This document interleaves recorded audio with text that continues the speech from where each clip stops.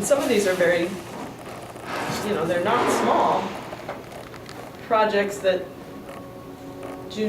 freshmen or sophomore students really labored over to craft, but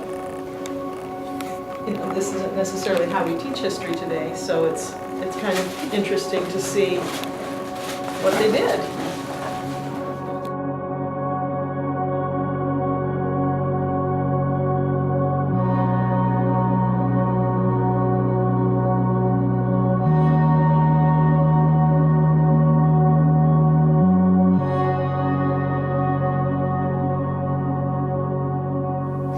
Well, I think today, design to me is sort of a way of seeing things. To me, it's less about the skills of designing something specific, whether it's graphic design or interior design, and it's more like just a way of looking at the world holistically. As designers, we are constantly learning and gaining insight so we can be informed, not just about the decisions that we make, design decisions that we make, but that we're adding something that's new and different and relevant. We want to end up with products that have meaning for people, are useful to people, and has something that contributes to usefulness. The word relevance is in there because meaning, usefulness. I mean, if it's meaningful and useful, it's probably going to be relevant to them, but it's also relevant to the time in which it's created. And in the department for 50 years, I had to learn who most of these people were.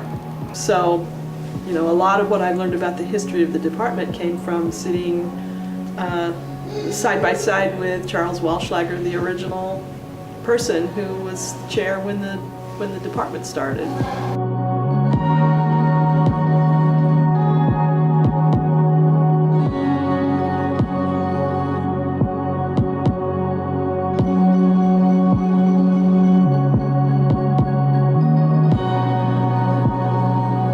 The majority of my inspiration comes from Mother Nature and the environment. As an interior designer, the industry is led by fashion, so color trends, fabric trends, all of that truly comes from fashion. But I would say that I am most inspired by how Mother Nature makes you feel.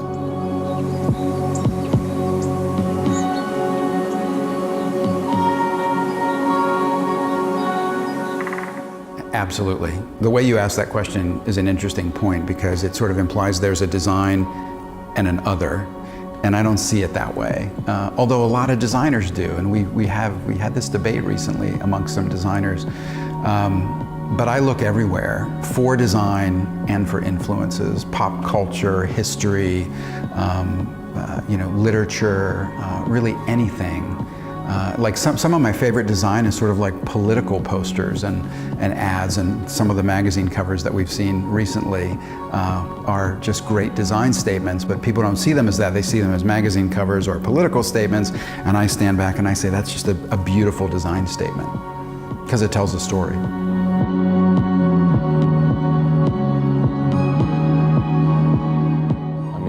I think that creating things is a really honorable thing. It's something that's important in our world as we're kind of growing and changing and evolving. And interpreting what that means is a really important thing. And I think we're just trying to make things better. Yeah. One thing that I'd love to see designers, and especially Ohio State design and the design profession do more is kind of create more interaction with business people, sort of the left brain people, if you will, because I think the more we sort of stay in our bubble, our design bubble, the more we have a small impact on the world. And I think when we can kind of show finance people, marketers, the power of what design can do. There's no reason why somebody who has a design degree can't become the CEO of a company, but I think sometimes there's a reluctance to kind of, trust those folks.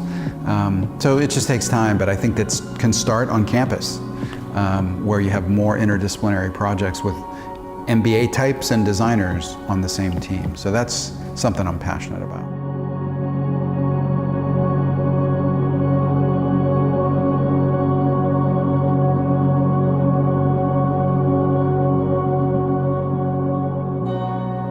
I don't think I would be as successful as a human being never having had a design education. The design education broadened my mind to look at things in a way that, instead of pointing out a problem, thinking about a solution.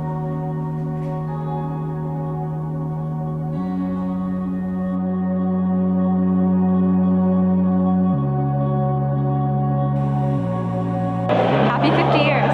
Happy 50 years. Happy 50th year. Happy 50 years, Department of Design. Go Bucks. Happy anniversary! Congratulations! Happy 50 years. Happy 50 years. Happy birthday, Department of Design. Happy 50th. Happy 50 years. Happy birthday, Department of Design.